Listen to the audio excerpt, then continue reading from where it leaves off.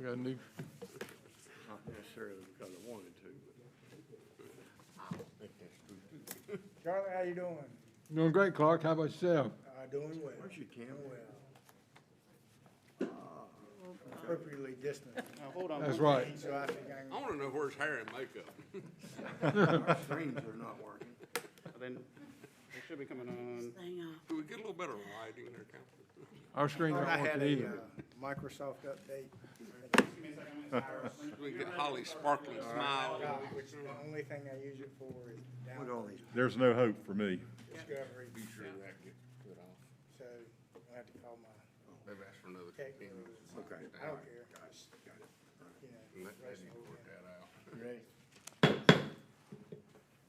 Good evening, ladies and gentlemen. Welcome to the Thursday, August 6th regular scheduled meeting of the Asheboro City Council. We have quite a crowd in the house tonight.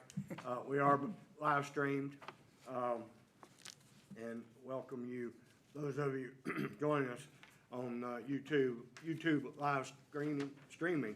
And want to welcome Councilwoman Carter. Are you on the phone, ma'am? I am. Okay, it's good to have you with us tonight. We'd like to start the meeting with I'd like to invite everyone to stand, join me in a moment of silent prayer and meditation. I invite you to pray and meditate in any manner that you are comfortable, and we will follow that with a pledge of allegiance.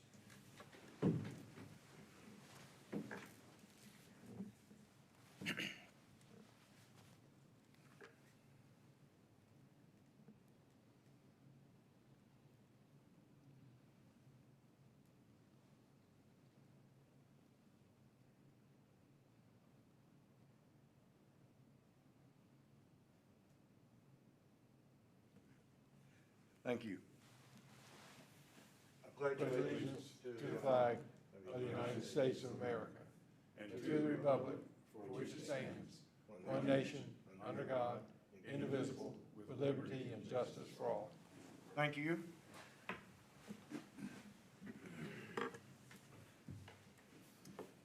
First item is old business, continued from last month, and I'll call on Mr. Nuttall to introduce this case, and we'll move forward. Thank you, Mayor. This case does involve a quasi-judicial hearing, and as such, all speakers will need to be placed under oath by the city clerk. Now would be an appropriate time for myself to be placed under oath. Do you affirm that the evidence you shall give this council shall be the truth, the whole truth, and nothing but the truth? I do. Mr. Nuttall, will you allow me to open the quasi-judicial hearing, please? Yes, sir. Be reopening. Yes, sir. Reopened, continued from last month, and I apologize for not already doing that. Yes, sir. This item was continued at your July meeting. Since that time, the applicant, Darren Hackett, has amended this request from a general R10 district request to a conditional use district request. Mr. Hackett yesterday submitted a second continuance request indicating that he's continuing to investigate certain deed restrictions that may be in effect on the property that could affect development. So before you is a request for continuance of this matter to your September meeting. Thank you, sir. Council, the applicant has requested a further continuance, till the next meeting to do some more research on his request, and I will, at this point, entertain a motion if you are so inclined to grant this continuance. Mayor, I move we grant the request of the petitioner to continue for good cause, to continue his investigation. I have a motion, I'm sorry, I was paying attention to the phone there. I have a motion from Mr. Bell to grant this continuance, and I believe I have a second from Mr. Moffitt. Any discussion? All in favor say aye. Aye. All opposed? Ms. Carter, do you concur? Okay, thank you. Those of you that are here in the audience for this request, Mr. Mr. Osborne is explaining to them. You may leave.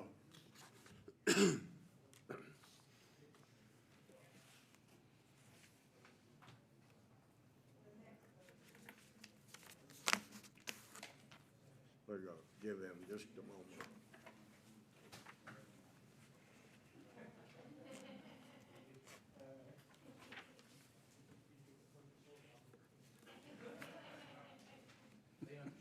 Okay, any of them interested in leaving?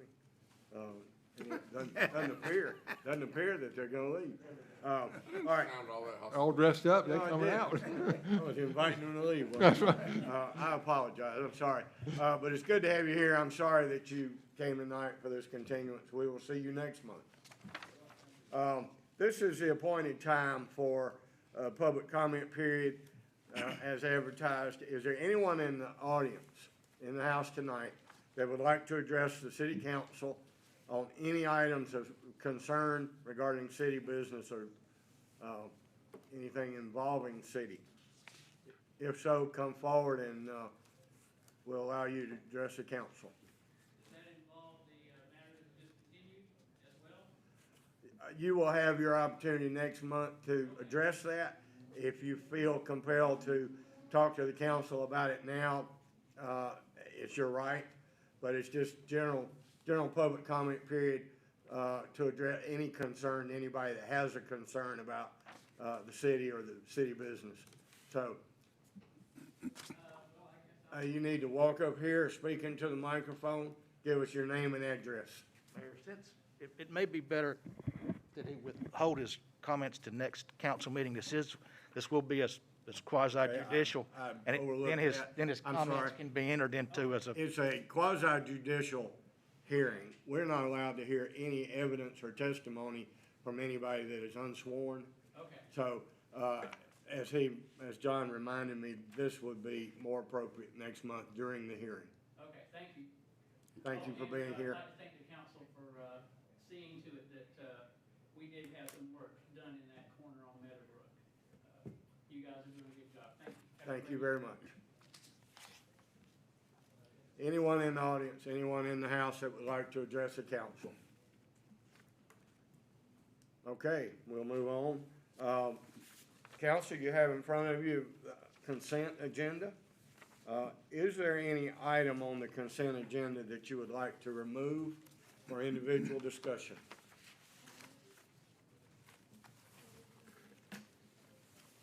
Hearing none, I will entertain a motion to approve the consent agenda as presented. Mayor, I move we approve the consent agenda as presented. Thank you, Mr. Burks. Have a motion for approval from Mr. Burks. Do I have a second? Second. Have a second from Ms. Redding. Any discussion? All in favor say aye. Aye. All opposed? Ms. Carter?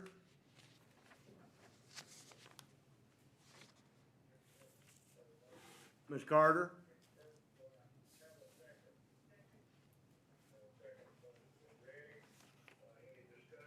It's a pretty good delay.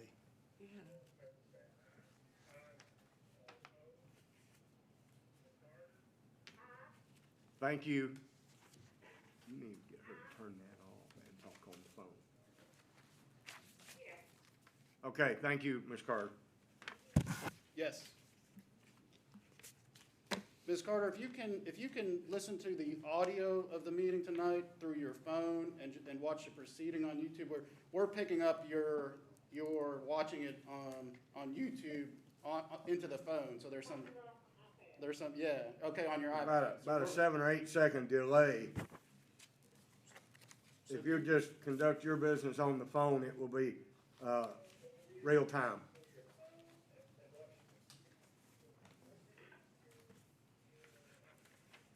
Thank you. Okay.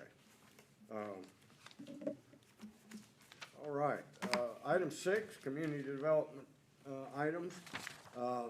We have a case RZ CUP-20-09. I will open a quasi judicial hearing on an application to rezone property at 512, 514, 516 South Fayetteville Street, from B2 to CUB3, and obtain a conditional use permit. Mr. Nuttall, will you introduce this case for us, please? Yes, sir. This case also involves a quasi-judicial hearing, and as such, all speakers will need to be placed under oath by the city clerk. Now would be an appropriate time for myself and anyone wishing to speak on this matter to come forward and be placed under oath. Anyone out in the hallway that expects to speak on this matter, come on in and be sworn, please.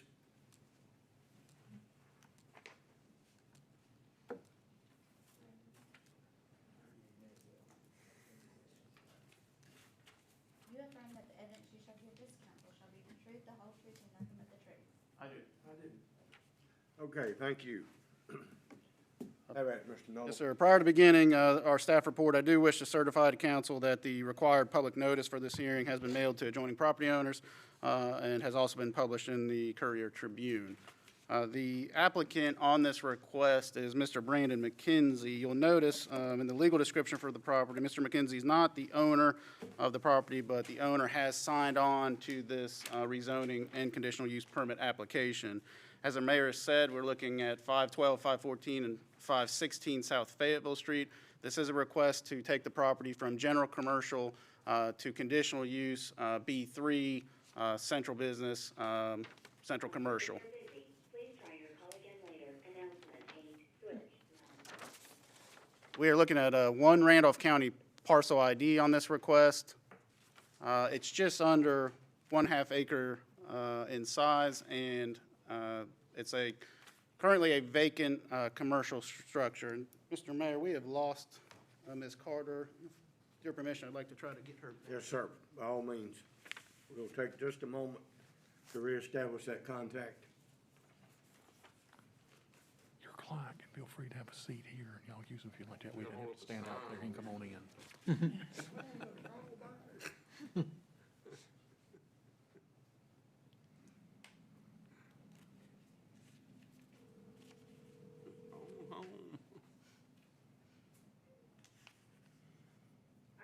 Okay, all right. Welcome back. Welcome back, Ms. Carter. We missed you. Up on the screen now is an overview map showing the zoning for the subject parcel, which is outlined in blue, as well as surrounding areas. You'll note that this property is in the block between Wayman Avenue and Kivett Street. As we zoom in a little closer, you can see the particular zonings in the area. This, again, subject parcel is zoned B2 general commercial. That darker shade red just to the south of the subject parcel is a general district B3 district, which was done in 2002, I believe. And in southwest of that, you'll see another small B3 district that is in place. The purple to the west is I2 general industrial. And as you move away from the Fayetteville Street corridor, you start to see the blue shading, which is office and apartment zoning. And then further away from the corridor, you start to pick up high-density RA6 residential zoning. Of note, this subject parcel is within Tier 2 of the Center City Planning Area. That is an overlay district, so there are additional design and development standards that apply to development within the Center City area. Up on the map is an idea of the topography of the property, as well as the location of city utilities which serve this property. The aerial photo, which has some age to it, gives you an idea of the development pattern in the area. To the north, we have undeveloped commercial property, and just beyond that, a real estate office. To the east is a commercial property as well, which includes a medical and real estate office. To the south, again, commercial property, which is a retail market and pawn shop. And then west of the subject parcel is a contractor's office, which is within that I2 industrial zoning district. This is a subject property as seen from South Fayetteville Street. Again, a view looking south at the building along South Fayetteville Street. We're now standing at the northern edge of the property looking back along South Fayetteville Street. And here we are at the front of the building looking south along South Fayetteville Street.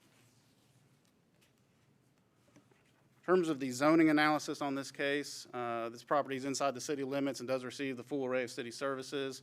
Of note, state NCDOT maintains South Vayville Street, and you know that means they are the driveway and access permitting authority for the property. As I noted, the property is within Tier 2, which is an area that encompasses blocks adjacent to the traditional central business district of the city. Properties in this planning area, unlike those in Tier 1, are not readily accessible to public downtown parking. Tier 2, as I said, also has heightened development requirements. Those can pertain to buffering, green space, pedestrian connectivity, and so on, that are part of the development review. Along with the application to rezone the property, there is a corresponding request for a conditional use permit that would authorize commercial development with multiple uses and/or structures. The property is currently zoned general business, which is considered to be our broadest commercial zoning district in terms of allowable uses. Most uses that are permitted in that B2 district are also permitted in the B3 district with some exceptions. If you read the zoning ordinance's definition and the intent of the requested B3 district, it is intended to be applied to the traditional commercial, governmental, and administrative core of the city known as the central business district. Distinctions that are worthy of consideration between the current B2 and the proposed B3 are that the B3 district allows for a mixed-use structure with commercial and residential uses and does not require off-street parking. However, as you know, the conditional use permitting process can require standards above and beyond the underlying district, such as off-street parking, along with other site improvements that are not necessarily normally in play for B3 development. As we consider just the rezoning request to the conditional use B3 district, we look to the land development plan for guidance. We note that this property is within the defined city activity area. It's within the central small area plan of the city, and it is a primary growth area as well. Reviewing the list of goals and policies that the land development provides when reviewing development proposals, we find and believe that there are 8 that are up on the screen that tend to be supportive towards the request. One that tends to be more negative towards the request. But as we think about consistency with that plan and whether this request is reasonable and in the public's interest, we do note that while this property is not directly contiguous to the traditional central business district, it does lie just beyond that area. And the land development plan's intent for this city activity center is to create pedestrian-friendly community focal points that contain a mixture of commercial, office, institutional, entertainment, residential uses, and housing types. And so in our view, approval of this request could help to facilitate an adaptive reuse of this property. Also, property immediately to the south of this property is, as I said, already within a general B3 district that was approved 18 years ago. And this property is, in fact, a little closer to the traditional central business district of the city. So for those reasons, this comes to you with a positive recommendation from both the staff and the planning board.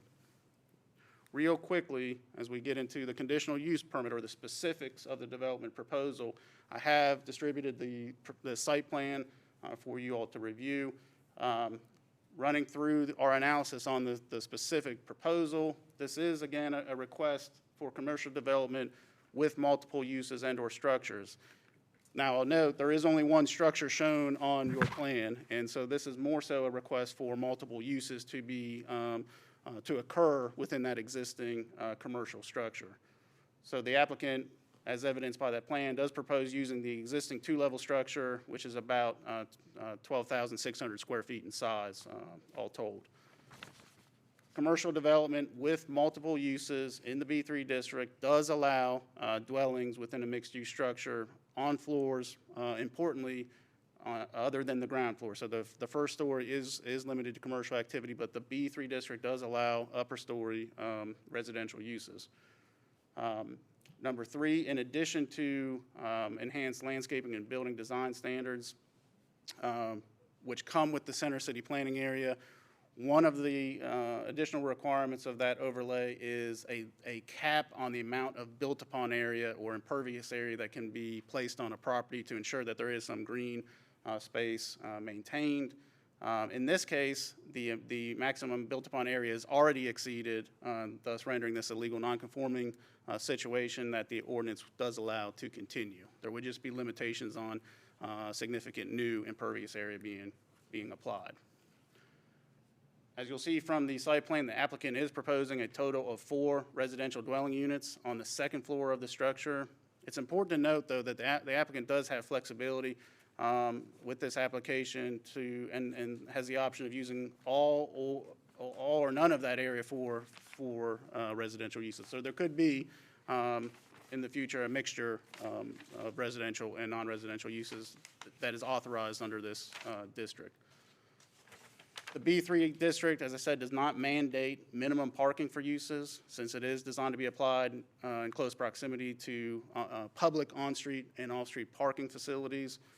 In this case, the applicant has elected to request this conditional use permit in order to identify certain site-specific development conditions related to the project. And obviously that, you'll see from the site plan, includes a plan for parking for the project. Additionally, the conditional use permitting process can lead to the exclusion of certain uses that may not be appropriate given property location and configuration. Number 7 there, again, NCDOT has ultimate authority on access into the property and whether there are any improvements or modifications required for this development to that current driveway. Mentioned the site plan that you all have. This is what is displayed up on the screen. You can see parking to the north of the existing structure and also access into the bottom story of the building via a rear entrance to the building. Should council, after hearing evidence tonight, feel that the tests have been met to issue the conditional use permit, staff does have a few proposed conditions that we feel can ensure compliance with the city's ordinance and land development plan. First, that the use approved shall be commercial development with multiple uses and or structures, but excluding those 8 uses that you see up on the screen. B, prior to any permit being issued from the city, any zoning permit being issued, the applicant shall submit documentation that the DOT has accepted the driveway and plans presented. In the event that DOT wishes to modify that driveway, which could in fact alter the parking count slightly, our proposal would be to allow that to occur without having to come back to the council for further review. Additionally, prior to the city issuing a zoning compliance permit, the applicant provide additional information related to outdoor lighting to city staff without further review by the council. This is to ensure that any new lighting for the project is compliant with the city standards for outdoor lighting. Lastly, condition D relates to the owner executing the memorandum of land use restriction, which will be prepared by the city's legal department for the purpose of placing notice of these conditions on by this permit in the chain of title. So that's the application in a nutshell. Up on the screen are the 4 required findings of fact. I'll be happy to answer any questions and then turn it over to the applicant and representatives. Any questions of Mr. Nolan? Thank you, sir. Thank you. Okay, who will speak for the applicant first? Good evening, Mr. Mayor, ladies and gentlemen of the City Council. Taylor Callicutt from Ivy and Eggleston. With the council's permission, I may pull this mask to the side just a little bit. You are socially distant. In light of the overview that the council has been prepared and presented with this evening, there's probably only limited information that I can provide to the council that wouldn't be redundant. I will tell you that the conditional restrictions that the staff has recommended be placed on the property, my clients have no objection to that. They're in agreement with that. The plan being, of course, to use the existing footprint of the structure that's present. At this point, none of the uses that would be restricted by the city would fit that location would be applicable for us at all. So my clients are prepared to go forward with the purchase of this building and the renovation. As the council is aware, my clients have a very good history and a long history of improving things in the city. I was speaking with Brandon prior to the onset of the hearing, and I told him, I said, I drive by that building at Scott Sporting Goods every day, coming to and from the office and home, and it's the worst-looking building on that stretch. And I don't say that in an offensive way. I just think it's a great opportunity to make that portion of the block look better. And I believe that's going to happen here. But from the standpoint that the council is concerned with the findings of fact that are required, I think briefly to touch on those matters, the use, I certainly don't believe is going to endanger the public health or safety. In fact, I think it may benefit materially all of those concerns based on the fact that I believe that the building has fallen into disrepair. I think there have been some vandals, some vagrants, things of that nature that have taken up residence in the facility at this point on a temporary basis. So I'm anxious to get that resolved. I think the clients are as well. I don't foresee there being any issue with that first factor. I would say that as far as meeting all the required conditions and specifications, I think we meet that. With the exception of, as was correctly noted, the DOT may be making some requirements that are going to change a little bit of our parking outline as we're going forward and so forth. Again, no objection from my clients for that. I think you've seen from the site plan that we've attempted to be upfront as well as to comply with the city's requirements for B3 zoning as well as the conditional use. I think that as to point number 3, I believe the value of the adjacent property is probably going to improve substantially based on what you see here. They're talking about spending a considerable amount of money to invest back into that building. I think it's going to improve the neighboring landowners' property values as well. I think the location and character, albeit in Tier 2, it is so close to downtown, I think the building will be similar to some of the structures that you see on Sunset that are multi-use, that you see some commercial on the ground floor. I think that's going to be a welcome addition, and I think with the off-street parking as well as being in walking distance of several things, I think it'd be convenient for tenants to live there as well as a good location for commercial business, retail, or so forth in the ground floor. I will say that my client is here. He's happy to answer any site-specific questions as well as the contractor who's going to be performing the work. Should the council members have any questions, I apologize for being brief. I rarely have to say that, but I apologize for being brief. I think that the summation prior to handled most of what you may need. I'm happy to answer any questions you may have for me. My clients are here as well, should you have any for them. Do we have any questions of Mr. Callicutt? Thank you. Absolutely, thank you. Well done, concise, and you're absolutely right. It speaks for itself. Thank you very much. I will say on an informal note, I was pretty excited when most of the hallway cleared out after the first case. When I first got here and it was standing room only, I did kind of wonder what was going on. We always walk in and say, holy cow, what are all these people here for? I initially thought it was the Jeff Suggs fan club, but I'm surprised. Okay, Mr. McKenzie, do you have anything you'd like to add? I just thank you guys. We're excited. I think it's just gonna be an awesome project. Council, do you have any questions of Mr. McKenzie? Did I notice on the plan you're gonna have parking underneath? Yes, sir. Great. I think that'll help. That'll help sell your apartments. And our aging population to be able to Yeah. get to their apartment. Yeah. Well, on behalf of the council, we're excited that someone has finally been able to work out a possible solution to that building. That was too nice at one point, was too nice a building to see it decline like it has, and this is good for Asheboro, good for the neighborhood if we can approve it. Council feels that way. We're very excited for your application. Thank you. Anyone else who would like to speak to council? Okay, we'll move We'll move into the deliberative phase of the hearing, and I will ask council for their thoughts and wishes.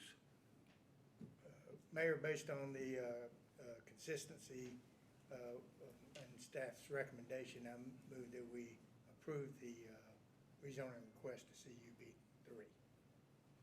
Have a motion by Mr. Bell. Do I have a second? Second. Second. Ms. Snuggs, any discussion? Anxious to see this building with a long and rich history in Asheboro redone. It's gonna be nice. Yeah. All in favor, say aye. Aye. All opposed? Ms. Carter? Thank you. Okay, well, that was the consistency statement in the rezoning request. May I have a motion to issue a conditional use permit?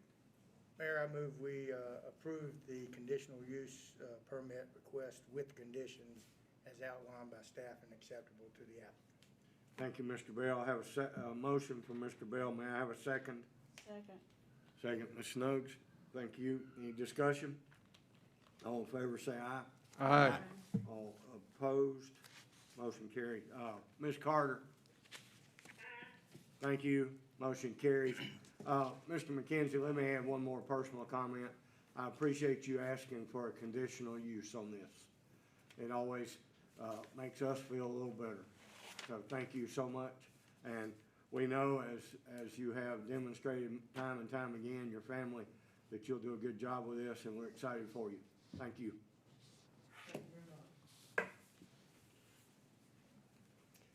Okay.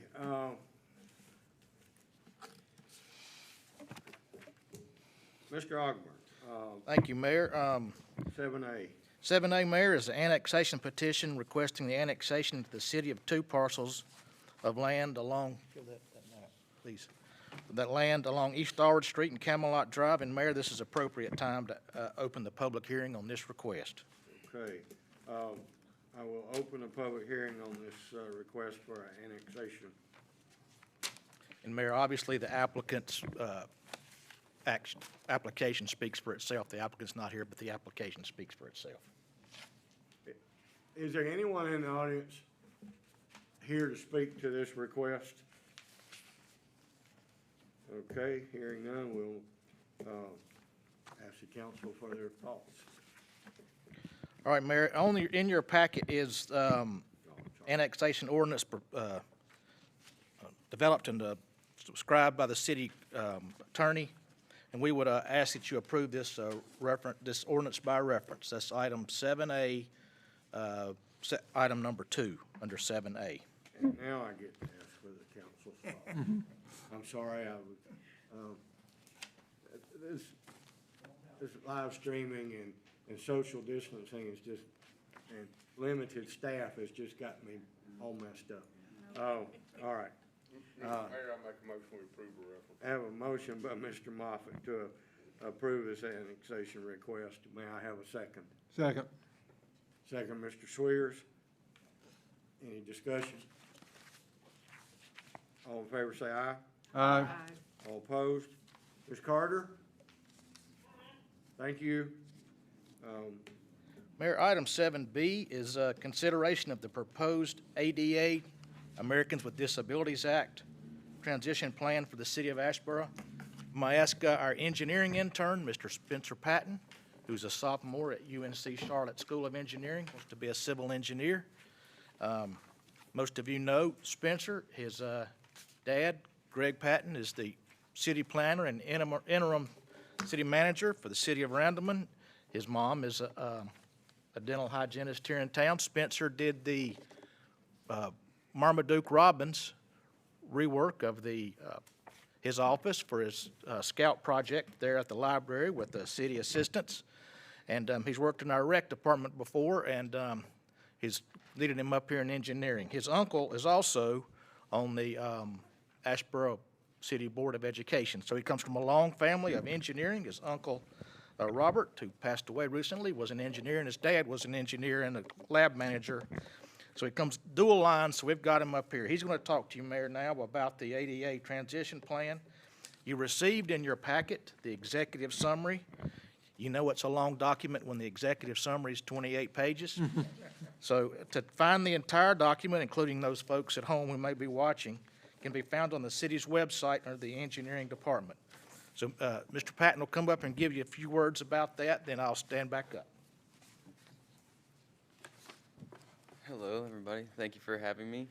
I just like to keep it short, but the ADA plan was made in compliance with the Title II of the American Disabilities Act, and the City of Asheboro did a self-conducted evaluation to ensure all our programs and facilities we offer are accessible to everybody. And it was done in part with a public outreach where we reached out to other people with disabilities and see what they thought about anonymously about what our facilities were meant to them, and we did pretty well, but there's always some improvements to be made. So we came up with the plan. We came up with a two-step process, which both in terms of short-term actions and long-term actions. Our short-term actions are the quick fixes. We can require minimal planning and minimal financial investment, and on the plan they're scheduled to be completed by fiscal year 2025 if all goes according to plan. Our long-term actions require significantly more time and more money to plan and design and make sure everything works out. So in accordance with that, we decided to work with the DOT on making crosswalks to be more accessible to wheelchairs. And if you have any more, I'll be glad to answer any questions you have. I'll do my best. I got a question on page 37. Paragraph 2. Yeah. That particular truncated don't. Yeah. Mr. Patton, good job. It's good to have you with us this year for Thank you. Your internship. And So we hope to have him back. I think he's going to school here in a week or two, and the door's open if he has to go virtual. We welcome him back. But we're really excited. We don't have engineering. It's obviously a very difficult skill set. Walker will tell you it's really hard to find them. Mean Green, the other. And we're glad to have a local guy engineering and who's interested in working for the city. Mayor, also, at this time, we don't have a resolution, but if the council could just accept this as our official ADA transition plan, so we could have a motion and a second to that, so the clerk can enter it on the record. Sure. And then we can submit it to DOT. may I have a motion to accept this ADA transition plan as presented? So moved, Mr. Mayor. Have a motion by Mr. Moffitt. May I have a second? Second. Second, Mr. Burks. Discussion? All in favor say aye. Aye. All opposed? Ms. Carter? Thank you.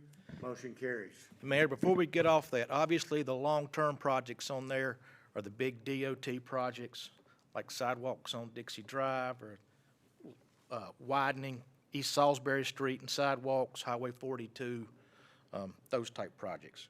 Again, for citizens who may be watching, they can find it online, and if they have any questions or comments or see something we missed, reach out to the engineering department, and we'll stick it in there. Thank you much, Mayor. Okay, item C, you have an update on our CARES Act fund distribution from the county? Yes, Mayor. All 9 municipalities in Randolph County have been allotted a portion of CARES Act money to be spent on the COVID-19 related expenses. Asheboro's allocation is $633,175. Now, before we all go running off thinking we've hit a gold mine and we got our second half of our fire truck paid for free, it can only be used by certain items. And these have to be federally approved, and some of these include essential supplies for employees and patrons, face coverings, gloves, hand sanitizer, face shields, PPE, etc. Safety kiosk, infrared thermometers, COVID-19 drive-through testing in your community. We are working on that now. We're trying to establish some testing sites with Randolph Health. As you've seen and heard, the testing, the quick testing, the immediate testing is pretty much in demand, exceeds supply. It was announced this week that North Carolina did join a consortium of states to become a larger player in the acquisition of testing. So we do intend to set up diagnostic testing like you've seen on the news in other states, drive-through testing. We want to do one on the east side, maybe Kiwanis Park, where there's plenty of drive-through and people can get in and out. Obviously, we drew one in North Asheboro on the county site, website, and or facility, and somewhere down here. That'll be open to anybody who wants to come. We can pay overtime for our law enforcement, but we can't pay our regular time. That's like a standard FEMA, when we have a FEMA situation. We can have media, hire third-party professionals in cleaning, and conduct a needs assessment. So we're in the process of determining what that is. Obviously, probably $75,000 or $80,000 of dollars that are already incurred in equipment, which is ongoing. If you've been to all our facilities, they have the sneeze guard up and all that. We have bought, all our playgrounds are being disinfected, our inside facilities, our water plant, our wastewater plant. We have a whole process for if we pick up someone and they say they have COVID, and in our police cars, we have to disinfect the police car. And you heard last month or 2 months ago from Chief Summers, Fire Chief Summers, the intensity it takes just to run a COVID health call. That's out there. Governor Cooper extended Phase 2, 5 more weeks to, I think, September the 11th. And obviously, we continue in that. We do encourage all our citizens, Mayor, to continue to social distance, wear masks, follow compliance. For those, again, watching on TV, we normally don't sit this way. The council is much tighter, and I sit at the head table at the dais, but we cannot do that to compliance here. And that we just want to put that and read that into the record, Mayor.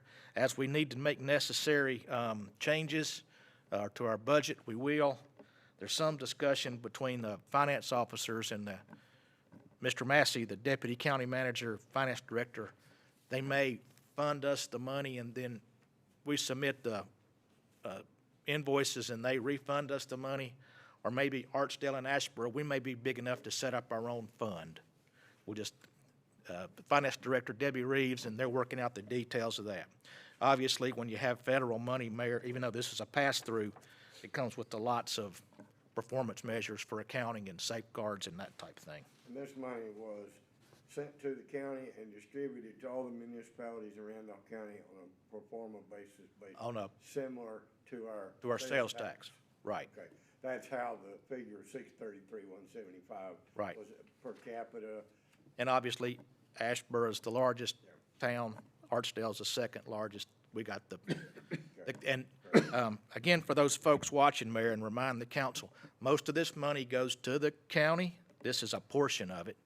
But they have to run public health, all the public health measures. So all the extra people at social services to handle all those demands, all the public health people they've had to add, all the overtime expense. You can call the 911 center down there right now, and the COVID command center is running 24 hours a day. So they have a lot more expense than we do. Okay. Thank you for that update.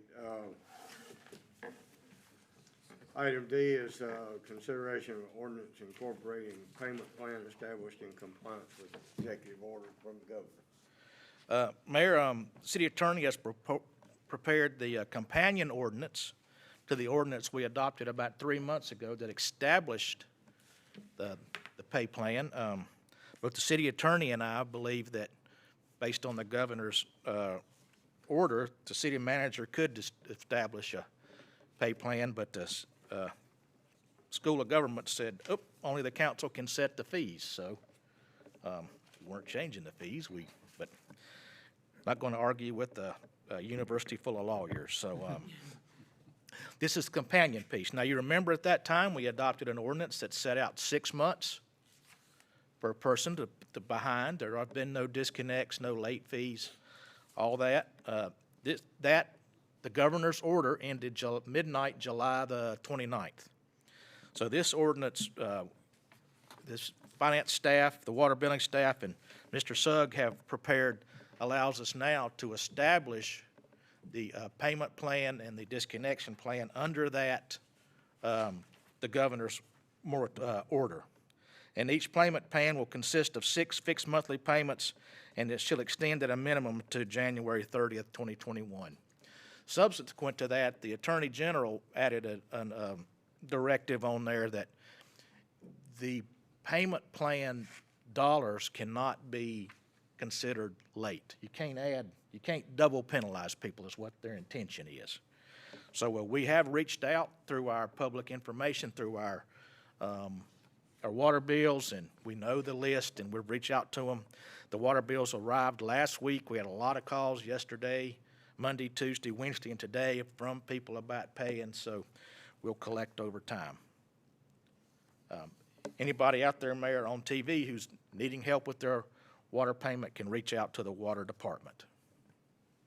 Okay. And Mayor, we would request, since this is the companion ordinance, we would request that this ordinance be adopted by reference. Okay, Council, you have any questions of Mr. Ogburn on this? I shouldn't have paid mine. Okay, Council, you have. Not a forbearance. You have a resolution authorizing this pay plan, repayment plan. I'll entertain a motion to adopt by reference. Mayor, I move that we adopt the ordinance for the creation of repayment plan by reference. Have a motion by Mr. Bell to adopt by reference. Do I have a second? Second. Second, Mr. Swears. Any questions? All in favor say aye. Aye. All opposed? Ms. Carter? Thank you. Motion carries. Item 7E is consideration of a resolution authorizing the acquisition of a parcel of land to support parking at the Curry Ballpark. Mayor, we're still in getting the legal descriptions and the survey prepared for this. This is, in yellow, is the property of Rhonda Hoover and her husband. That belonged to the Hoover family for a very long time. As you can see on that picture, we already are on that piece. Most of you think we already owned it. We did not. We're working out, the city attorney and Ms. Hoover's attorney are working out the details on this. We will come to you for a budget request. The Hoovers have made a generous price of only $1,000 for us to purchase it. And we'll have to pay the attorney's fees, obviously, to prepare it, which is our standard when somebody makes a gift to us or we make a purchase of a substantially less than appraised value. So that'll be on your consent agenda in the next month or two when engineering and legal get all the details worked out. We just want to put that ahead of time. So you don't have a resolution here for us to adopt? No, Mayor, not tonight. We're still working, like I said. All right. Let me ask you one question while that map's still up there. The dotted line across from the right-hand side, across right there at center and left field, right up against the fence. We own that lot just to the north of that. Yes, sir. Okay. Now, what is cleared appears to be cleared. Yeah, we own that also. Yes, sir. So this will. Yeah, that ballpark in that, with that finger going to what would be the north or up on your picture, that's just the McCrary Park's on a very unusual piece of not square piece of ground. And there used to be a house on that lot that I'm talking about, and we demolished that and bought that a few years back. So that is also part of the property, the ballpark property. All right. That's it. Okay, item 8. All of you saw in the paper today, and Mr. Crisco, good article. Thank you so much. It was well detailed. You got a lot of good information from Justin. Covered it well. Article on the front page of the paper today notifying the public that Asheboro was designated a Main Street community.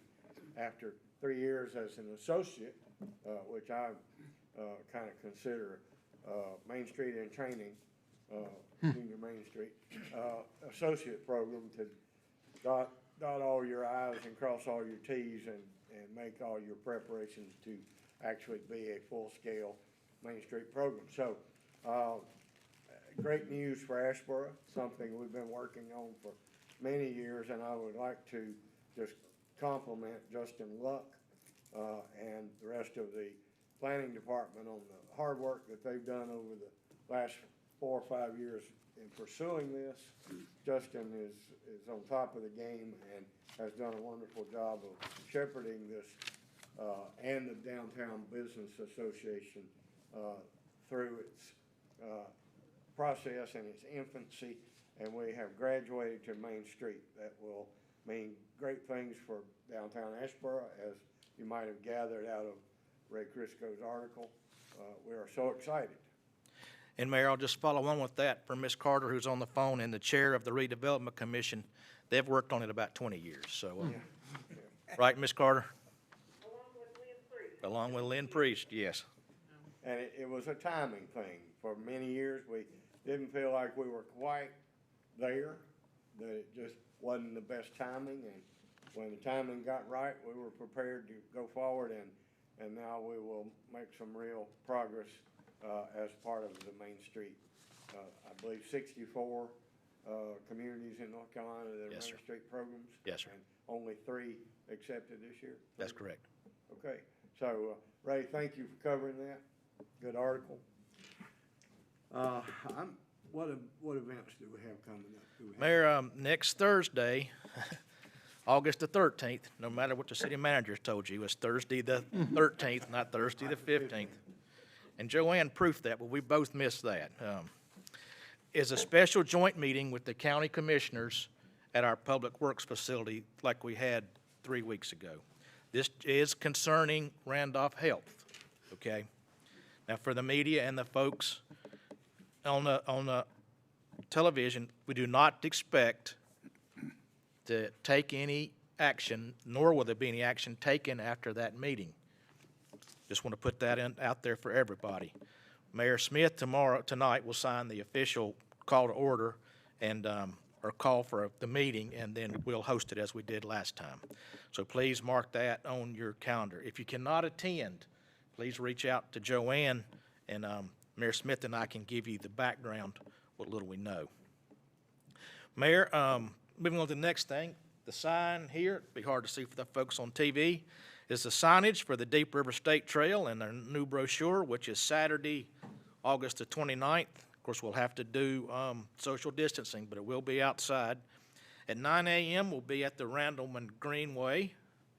At 10 a.m. is the Franklinville Riverside Park Faith Rock section, and 11 a.m. is at Ramseur Town Hall. Now, this signage is the official state signage of the Deep River State Trail.